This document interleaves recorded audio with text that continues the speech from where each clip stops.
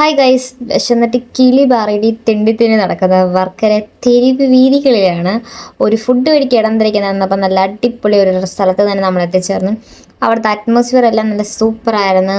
വന്നിരുന്ന ഉടനെ മെനു കടത്തി ഞങ്ങൾ ബിരിയാണിയും ഫ്രൂട്ട് സലാഡ് ലൈമാണ് ഓർഡർ ചെയ്തത്.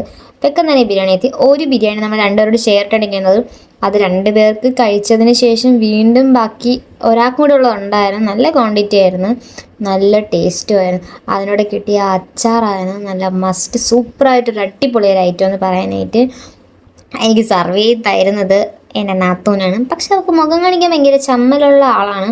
അവളെ ഇടറി മാറിക്കളയും. അവൾക്ക് നല്ല വൃത്തിയായിട്ട് അവൾ ഇടുന്നുണ്ട്. ഇടുന്ന മൊത്തം അങ്ങോട്ടും ഇങ്ങോട്ടും ഒക്കെ പോയി.